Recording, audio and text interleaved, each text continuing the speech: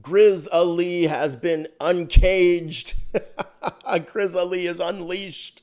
Welcome to the new channel, and I'm kind of taking this more seriously now. We've got a light, we've got a professional microphone, like it's big time now. But welcome. If hopefully you're on my Substack, guys, Substack has been a great home for truth tellers. I think this is going to be a good home for us. We had a record-breaking TikTok account. I'm so grateful to all of you. About almost 13,000 of you followed me over the course of just 3 months. It was, like I said, record-breaking. I didn't buy any of those. It was all organic. But TikTok was not going to let Grizz Ali run around very often. And that's okay. I knew TikTok was going to bring the clamps down. I knew that was going to happen. And I think it's funny because when I got on TikTok, I kind of meandered at the beginning, and that was on purpose, just covering different topics, throwing them off course. I knew at some point I was going to be picked up, and I wanted to kind of trick them. I left a lot of truth-telling videos there, and I really like how I've checkmated them. They can't delete the account because if they do that, it validates every video I've said. And I've dropped some massive truth bombs there. So they can't delete the account, but what they've done is they won't let me post a video above 25 seconds. So welcome to Substack. This is the new home for me. Please subscribe. Subscribe to the Substack. It's great. Every time I release a video, I'm going to do a video once or twice a week. And every time I release it, you are going to get an email, and then you can come on here and watch it. You can also go to my YouTube channel. But try to come to this Substack. I think it'll be a better choice. You'll get the emails, etc. Subscribe. It's free. So that's grizzali.com for the Substack. The YouTube is youtube.com at Rebel Grizz Ali, at Rebel Grizz Ali. I think the YouTube will get banned, so try to stick with me here on the Substack. I think that's your best bet. Okay, guys, I haven't commentated in a while, and that was partially because of the TikTok ban, but partially, I thought it was good to take a break because I had given you a lot of truth bombs about what this World War III in the Strait of Hormuz and Iran is really about. And I actually really liked taking a step back and just letting the events unfold and really referring you guys to my old videos on my TikTok, which are still there, and just telling you guys, look, there's a plan, and just check out my old videos if there's any confusions or any concerns. And it's all going according to plan. And pretty much everything I predicted is coming true. I said that Trump is going to do some major outreach to try to create a peace deal with Iran. And I said, anytime we get close to a peace deal or anytime we get close to a breakthrough, expect the Israeli government to sabotage it. And I always say Israeli government because that government hijacked Judaism. Judaism is a great religion. Some of the best people I know are Jewish. The majority of them are great people, but that government hijacked Judaism. The people who run that government, these people do not worship Judaism. I think they worship Satanism. That's my personal opinion. And this is partially why they exploit the whole Schofield Bible narrative, call themselves chosen people. It gives them carte blanche to do all sorts of atrocities, and somehow they have the same divinity as Jesus Christ. It's complete blasphemy. But here we are. And everything I said that would happen is happening. And, Trump has been trying to outreach to Iran to have a peace deal. Israel keeps sabotaging it. And I've already covered, but I'm going to cover it again here. I don't mind talking about it, but there's a couple exit points. Everybody, you got to understand, guys, the media, the consultants in Washington, D.C., the politicians, the senators, the congressmen, guys, these people have no patience. They're scared. All of them are freaked out. All of them are afraid of their own damn shadow. There's very few senators that aren't scared of his or her own shadow. We've actually had very few presidents recently who are also not scared of their own shadow. So usually and hopefully you have a president at the top who is not fearful of his own shadow. Hopefully he has some advisors or a few cabinet members who are not afraid of their own shadow.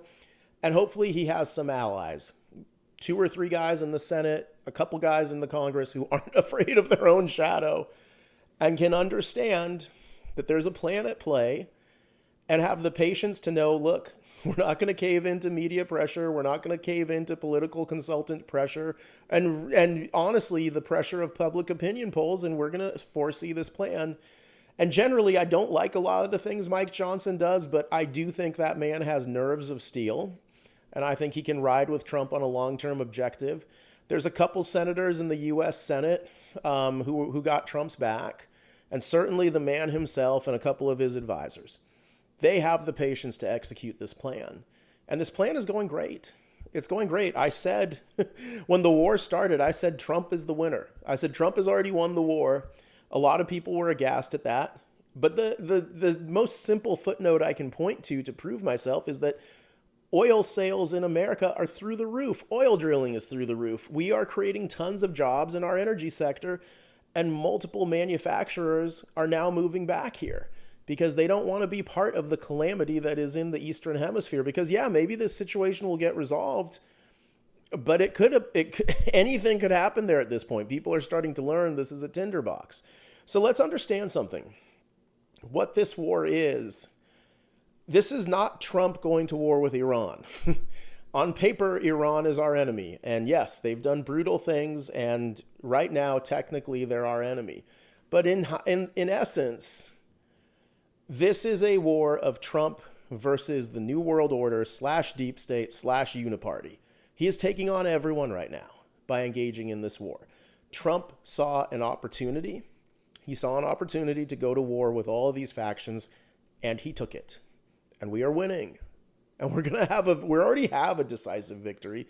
It's only going to be a bigger victory at this point. So what is the uniparty? What is the uniparty? What's the New World Order? What's the military-industrial complex? Because they're all the same thing, guys. They're all the same thing. So what is it? This military-industrial complex is a collection of countries outside of America, obviously, that all benefit from being subsidized by the United States. They benefit from our protection. They get protection from us. That allows them to host universal health care, all sorts of other welfare programs, free college, etc. We also subsidize all of their trade routes. We subsidize the protection in the Strait of Hormuz and all the trade routes in the Middle East. We subsidize all of this. The military-industrial complex is this huge web of American military bases in Japan, in South Korea, all over the Middle East, all over Europe with NATO. Our naval vessels that park at the Fifth Fleet in Bahrain and then go and patrol the waters, they're not patrolling them to be bullies. They're patrolling them to keep the trade routes safe. So we're the ones who provide protection to the entire Eastern Hemisphere. We pay for all their protection. This is why they can do universal health care and welfare programs for everyone, etc., and socialism. This is for India, even China, Europe, Israel, Africa. Everyone benefits from this. We also pay for all the protection in the Strait of Hormuz and all of that oil drilling. So everyone can go and buy cheap oil and then, their vessel gets back home, and all of it is paid for and subsidized by us here in the United States. So the military-industrial complex is all of those countries collectively together that benefit from us subsidizing them, that benefit from us subsidizing their protection. Now, what is the New World Order and who's the head of that snake? Is it India? Is it China? Okay, the head of the snake is Britain. It's Britain, guys. Specifically, the royal family, with like ancillary banking families around them. That's where all of this leads to. Israel is their vassal state. Israel's their vassal state. A lot of those Middle Eastern oil-producing countries, if not all of them, are also their vassal states. They're all in bed together. This is what constitutes the military-industrial complex, the uniparty, the New World Order.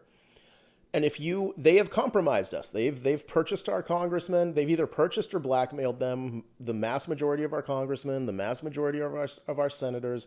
If you walk into one of those chambers and you say, we shouldn't host NATO, you will probably be unalived.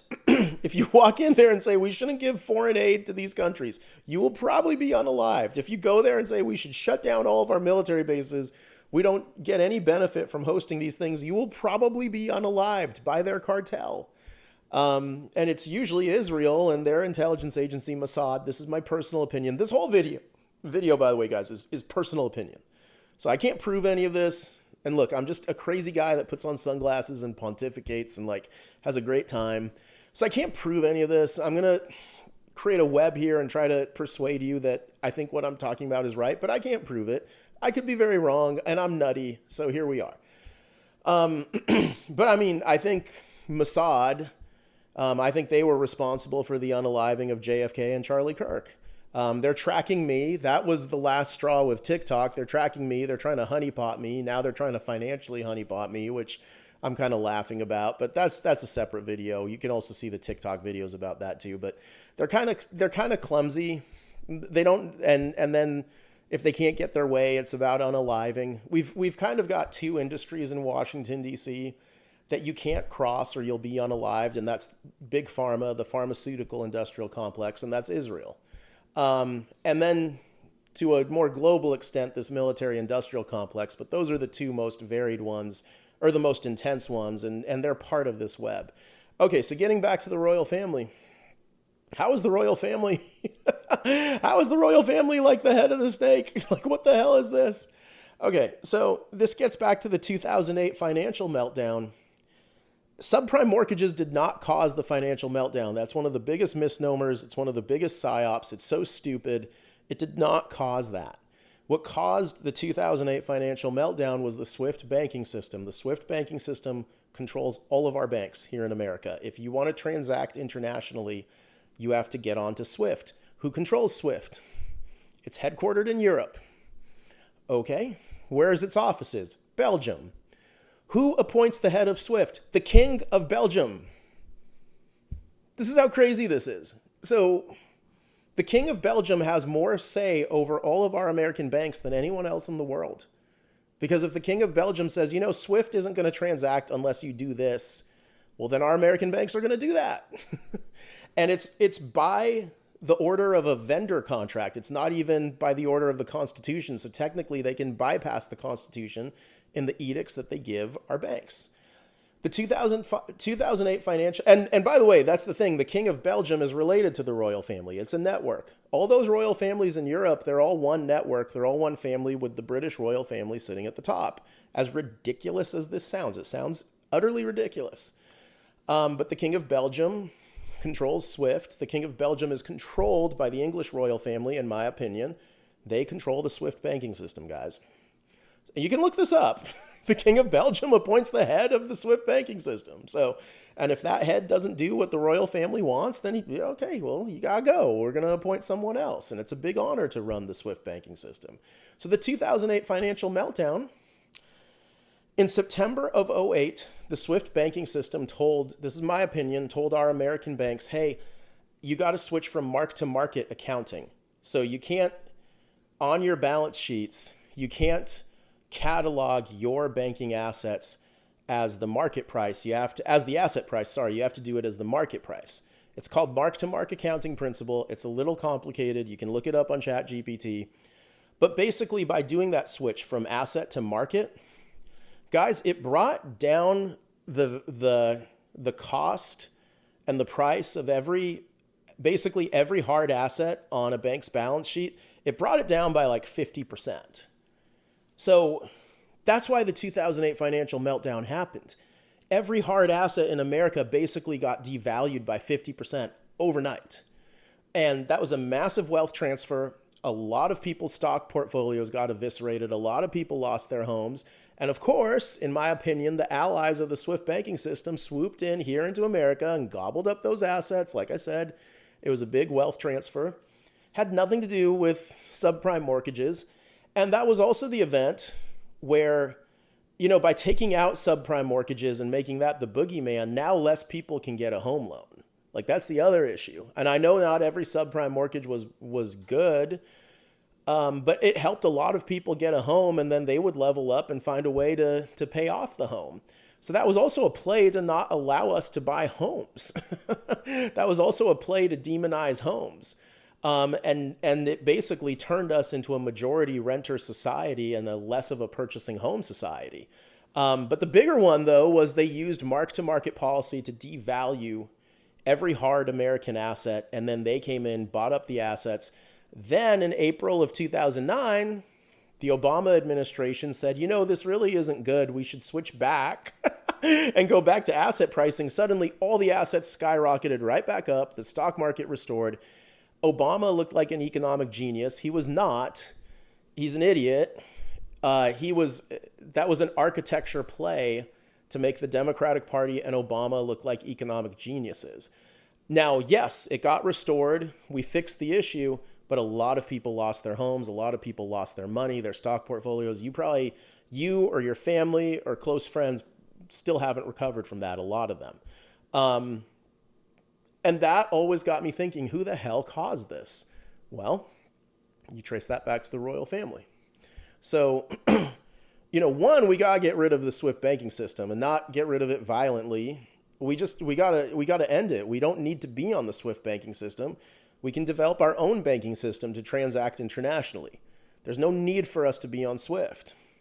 But another ancillary organization of this is OPEC. And that's especially who we're at war with right now. Now, I'm going to take a little side detour before I go into OPEC. But this gets me to Israel, because Israel is a vassal state of the royal family. The royal family owns Israel. They're the ones who created Israel. And the thing is, on paper, they have disowned Israel and said, okay, the Israeli government now owns it outright. But the thing is, the Israeli government had to pay a lot of debt payments to the British government, and we have no record of those debt payments being completed. So until that debt's completed, Britain owns Israel. Israel was set up to be a marketing plan, guys. There's not really this big show about it. They identified Zionism, and they used Zionism as a marketing plan because this is how it works. They have infiltrated our universities. So most college-educated people are trained to think that Europe and Britain are superior to us and we should mimic whatever they say. And that's really the liberal thought here in America. And the Democrats look to Europe for influence. So the royal family knows that. The Democratic Party is set up to... Europe basically owns that party. The adherents of that party look to Europe for their guidance. Israel is basically set up to appeal to Republicans, appeal to liberty lovers, and appeal to evangelicals. But what Israel does is they disseminate all the talking points of the British government.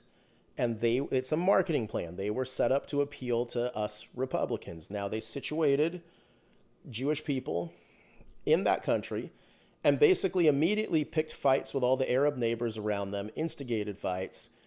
And then they kind of set this narrative of these biblical Jewish people who are now versus the Arabs and versus the Muslims. And that's where they manipulated the Bible. The Jewish people are wonderful people, but they're not chosen. It was the Schofield Bible that manipulated that. So you had all these evangelicals then convinced that these are the chosen people. They attributed divinity to this movement. And then that basically made Israel the damsel in distress. And it made evangelicals and many conservatives feel like, okay, this is like my damsel in distress that I'm constantly going to advocate for and constantly going to defend. But where it gets slippery is the things Israel advocates. When the British government and the Israeli government agree on something, that's the New World Order, as I've always said. So what do they agree on? They both want gun control. They don't want us to have guns. They both agree on vaccine mandates. Both governments mandate vaccines, encourage everyone else to do it. They both agree there should be climate change policy, heavy regulations to address climate. Netanyahu has said that. They both agree on lockdowns. So if there's a virus out there should be everyone should be locked down. They both agree on censorship. They both agree on the surveillance state. And then eventually they'll both agree on the European coin that will eventually come out. I'll get to that in a second. But the main thing is the New World Order is they're trying to take away our civil liberties. They're trying to take away our rights. The British government appeals to Democrats. Those same talking points are then iterated by the Israeli government. And that's how they get conservatives to sign up to get our rights also taken away. And the end game here, Martin Armstrong and Catherine Austin Fitts have both talked about this, as well as Susan Kokinda, people who are far more intelligent than me. But the end game here is they baited Russia into Ukraine. Putin didn't invade Russia, guys. They started a civil war. They started killing the ethnic Russians in eastern Ukraine. Putin wasn't having that and said, "I'm going to go defend the Eastern Ukrainian Russian descent Ukrainians." They baited Putin into that, and they're trying to weaken him because the European cartel wants to invade Russia, as Martin Armstrong talks about, and take Russia's natural resources. The play in Israel, we're not at war with Iran. What Netanyahu even said this in a video a few months ago. The plan is to build a pipeline into all of these oil-producing countries and take their oil, including Iran. The plan is to get rid of the administration in Iran and then build pipelines. Netanyahu admitted this already. My producer is Emily, and her sister Elle. Emily, or Elle, put this footnote up. This is an article. This gentleman, he writes a Substack. He's a lib. He's a super lib, but he's a good scholar. And he makes this note: when the Iraq War happened, Netanyahu was visiting with investors from Britain and talking about the pipeline they were going to build from Iraq into Israel. The Iraq War, as Scott Horton says, the whole point of it was to get a pipeline built from Iraq to Israel. So they're trying to get all these pipelines built into Israel so they can bypass the Hormuz, bypass the Suez Canal, and deliver all this Middle Eastern oil right on the Mediterranean. Who benefits from that? Europe! Europe benefits. So this is an entire play of Europe trying to take over Russia, basically trying to take over Middle Eastern oil through their vassal state Israel, have it delivered on the Mediterranean. Then they consolidate Greenland, they consolidate Canada. And then what will happen is, with the SWIFT banking system, they're going to come out, they're going to introduce the European coin, the digital coin. It's probably going to be headquartered in Britain. So they'll introduce the digital European coin attached with a European social credit system. And then the SWIFT banking system will come to America and say, every bank in America has to adopt this coin or you can't transact on SWIFT. And they might even get very dirty because we import a lot of oil from Canada. Canada is owned by the British royal family. They're going to try to turn off that spigot. And they're going to say, we're not going to send any oil from Canada. And none of your banks can transact internationally unless you accept the European coin with an attached social credit system. Netanyahu will then fly here to America and he'll say, you need to adopt this coin, because if we adopt this coin, we'll be able to go after terrorists. We'll be able to identify who's a terrorist. Thus, conservatives and evangelicals, you should support this coin, because Netanyahu always iterates their biggest talking points. That's the end game, guys. They are trying to get us to adopt this European coin. And part of why Trump took over Venezuela is so that we have a backup to Canada. We only get less than 1% of our oil from the Strait of Hormuz. But they might turn off the spigot in Canada. Venezuela was a play to say to Europe, look, we got plenty of oil coming from Venezuela. Now, this is the funny thing, though. We've got plenty of oil in continental United States and Canada. We've got more oil than anyone else in the world. And this war, a large part of this war is a war against OPEC. OPEC is the organization that unites all the Middle Eastern oil-producing countries. They're all one cartel. They're headquartered under OPEC. You would think OPEC is headquartered in the Middle East and ran by an Arab populace. No, OPEC is headquartered in Vienna, in Austria, which is also a vassal state to Britain, which is basically owned by the royal family. So OPEC, in my opinion, is a royal family organization. OPEC, in my opinion, was set up specifically to undercut American oil. Every time American oil gets going and American energy domestically gets going, OPEC turns on a spigot. They start selling oil at a loss. And that always undercuts American oil because all the oil companies then run to the Middle East. So this is what happened in 1986. Our oil industry was booming. All of those jobs that you guys, your parents maybe remember, where you don't have to go to college, you just graduate high school and now you can get a great job on an oil field. All those jobs were outsourced to the Middle East because OPEC turned on the spigot, sold oil at a loss. All our oil companies went to the Middle East. And then we subsidized it. We built military bases to protect it. We also put the Fifth Fleet there with a Navy crew to protect the Strait of Hormuz and all the passages there.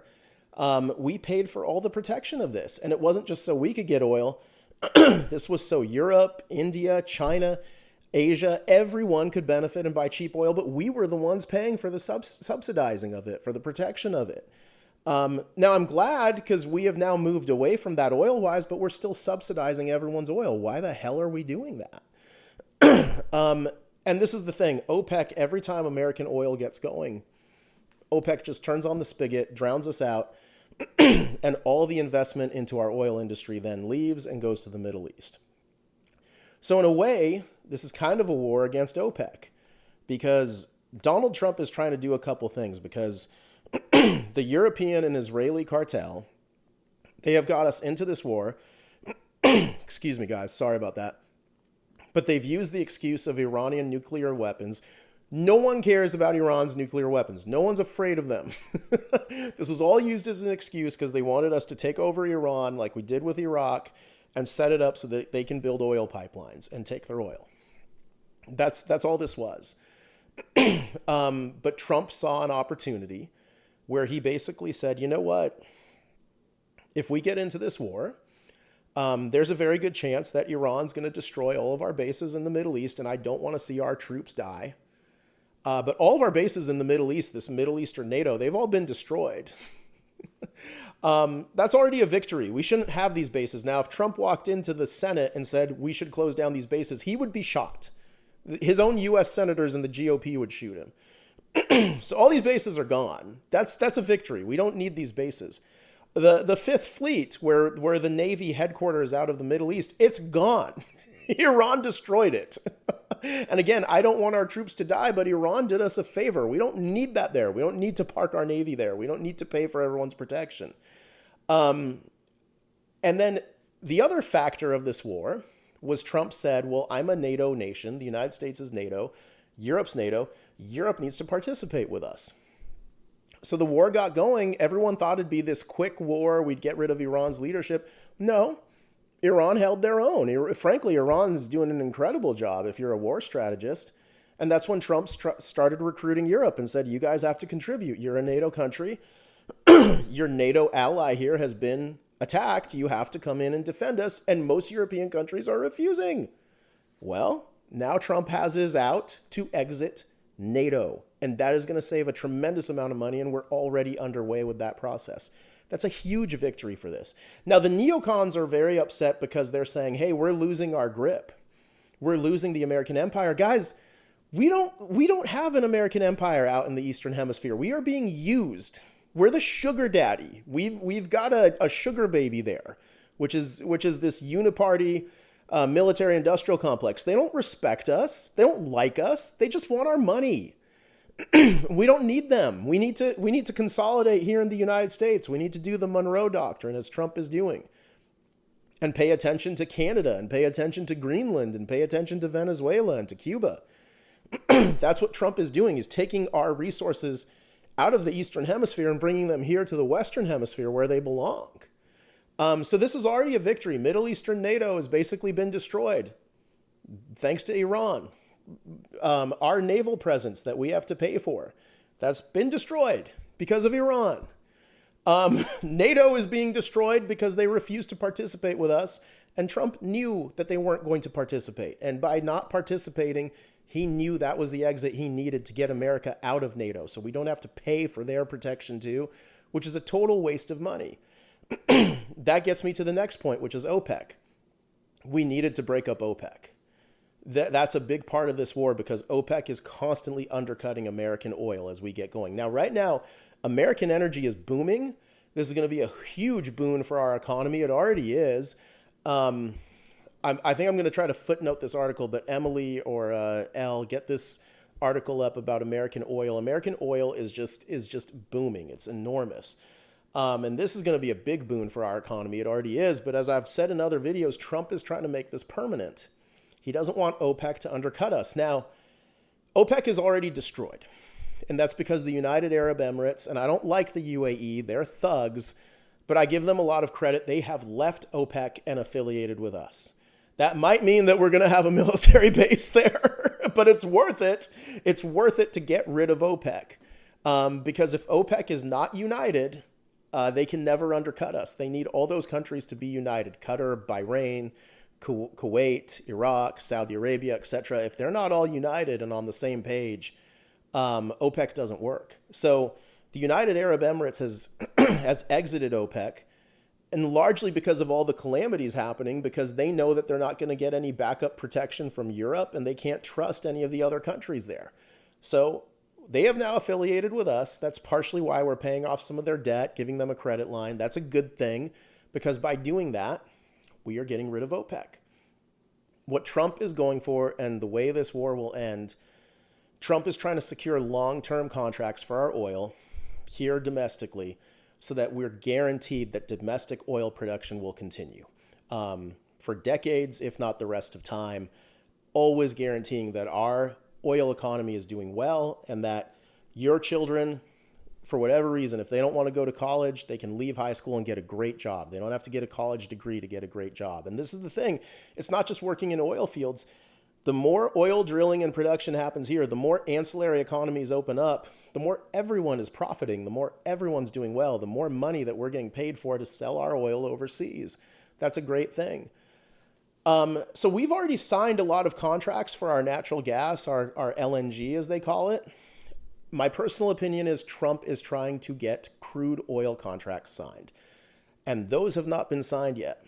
But when energy lockdowns start to hit Europe and Asia and Africa, you're going to see a big wave probably of American crude oil contracts signed, because Trump is going to say, I'm not going to sell any of you guys oil unless you sign a long-term contract, especially if the Strait of Hormuz is shut down.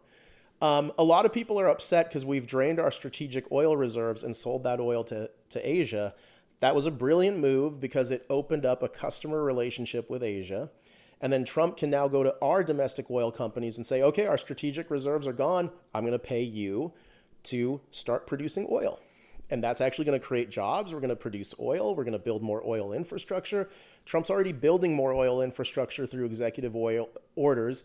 They're drilling here again offshore in California, which is great. More California refineries are opening up. It's awesome. This is all good. We are taking the self-sufficiency economy that we outsourced to the Middle East in the 1980s, and Trump is forcing it to come back here. So we've already basically defeated OPEC. And if Trump wants to end the war now, he's in good shape, because OPEC has been defeated by virtue of the United Arab Emirates, by virtue of us giving them a credit line and making them ours, basically. What I've said in my other videos, though, is that Trump wants, if they do a toll booth at the Strait of Hormuz, Trump wants to partner with Iran and be a 50% shareholder in that.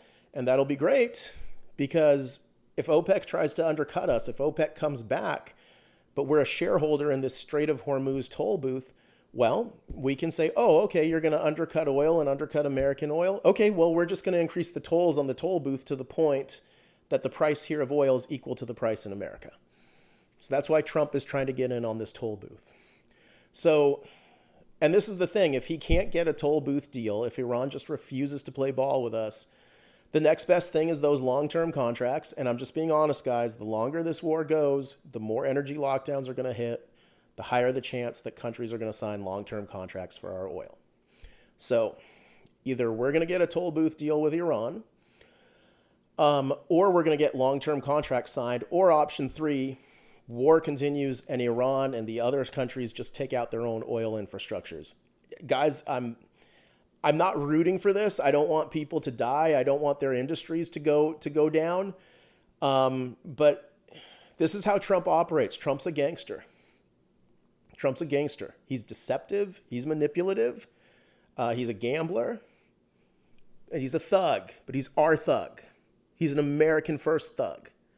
And he saw this calamity coming. He saw this opportunity, and he took it. And he took it to end NATO, and the global Eastern Hemisphere protection that we have to do and lose money over, ending OPEC so they don't undercut American industry, recharging, rebirthing actually our American oil industry and all the ancillary economies around it. And he does not want this calamity to end until there's assurance that American oil will succeed, that American oil is here to stay and isn't going away. And either long-term contracts will secure that for us, a toll booth will secure that, or more destruction. And I'm not cheering for more destruction. I'm being very honest. I'm not cheering for it. But this man, Donald Trump, operates differently. This man, and it's really a testament to his leadership. He does not care about his reputation. He does not care who criticizes him. He doesn't care if history books don't treat him well. He's America first. He puts America first. He doesn't give a damn about his reputation. Frankly, he doesn't. If people have to die to get us there, he'll do it. And I feel bad saying that. I don't want people to die. He doesn't want people to die, but he will go there if he has to. So how will this conflict end? I don't know. Right now, we have destroyed OPEC, so technically this conflict could end tomorrow and we win. We've already had multiple victories, and we have to make sure the next president who comes in has to get us out of the SWIFT banking system. That's the next big shoe. We got to stop that. So technically, this calamity could end tomorrow and Trump could be happy. I actually think Trump is trying to go for Middle Eastern peace now, and I love that. I think it's very interesting that he said to Israel that it got leaked, that he said to Netanyahu, if you guys keep screwing around and bombing people, you're going to be on your own and we're not going to back you up. I find that fascinating because to me, that's a telegraph to Iran. And that's telegraphed to Iran because Iran, before he said that, Iran came out and said, we want a ceasefire in the Gaza Strip too. Not just Lebanon, but the Gaza Strip. Then Trump came out, it got leaked that he told Netanyahu, if you keep screwing around and bombing people, America won't be there for you and you'll be on your own. This was a telegraph. This was Trump saying, Iran, ask for a Palestinian state. So I think Trump is looking at this and saying, if there's an opportunity to secure peace for the Palestinians, technically peace for the Israelis, because if there's peace for the Palestinians, Israel also has peace too, because no one's going to be attacking each other anymore. Peace for Lebanon, peace for Iran, everybody has a peace deal. That might be what this man is going for. And the thing is, the neocons can't demand any more war because we're out of missiles. We've thrown everything we had. And I think that was on purpose. So we're out. We're out. And that was all concocted by Trump. It was all concocted by him. So I think we have secured the future for American oil. But, honestly, guys, the longer this calamity goes, the more it favors American oil industry. I'm just being honest. It sounds callous, but I'm just being honest because energy lockdowns will happen and then countries will sign long-term deals for our oil. And then that'll be a great world where we have a guarantee of producing oil, but the Middle East reopens. And now you're just flush with oil. You're flush with low prices. It's the best of both worlds. I made the video way too long today, but the last thing I'll say is I have a lot of friends who are very upset about Trump and feel like Israel controls him. And this is the thing. Emily or Elle put this other footnote up of Israeli popularity in America and how it's completely been turned on its head. Guys, this is the thing about Trump. When COVID started, the mass majority of this country here in America wanted vaccines, wanted vaccine mandates. Those who were against the vaccine, a lot of people wanted our kids taken away. They wanted us put in re-education camps. It was awful. What is the environment now? The mass majority of Americans are against vaccines. Trump indulged the pharmaceutical industrial complex, that cartel, put them center stage. They showed their ugly face, and now it's a completely different country. Guys, what's happening with Israel is another exposure event. And I know people are dying. It sucks. I feel bad. But the office of the presidency has ran cover for Israel for so long, and Trump doesn't do that. And yes, Israel's killing a lot of people. They're doing a genocide. It sucks. I hate seeing it. It's heartbreaking. But the trade-off is their popularity has plummeted. The Israeli nightmare is going to be over. And I don't want the destruction of Israel. I'm not advocating for that. I want peace. But the part of their government that just genocides people, that's coming to an end because they're not going to have the support of the American people. So when Trump indulges Israel, guys, just remember this was an exposure event, just like COVID was to bring down the pharmaceutical industrial complex. And as I said at the beginning of the video, there are two cartels that will unalive you in Washington, D.C. if you go against them. The pharmaceutical industrial complex and Israel. And he is doing exposure events. He finished his pharmaceutical industrial one. He's now doing his Israel one, and it's working. All right, guys, I love you all. May God bless you. May Jesus Christ be with you. This is my Substack, grizzali.com. Please subscribe, grizzali.com, the Substack. You'll get an email every time I do a video. You can also find the YouTube videos, youtube.com/@rebelgrizzali. Grizz Ali has been unleashed. And I'm so honored to be followed by any of you. May God bless you. Have a great day.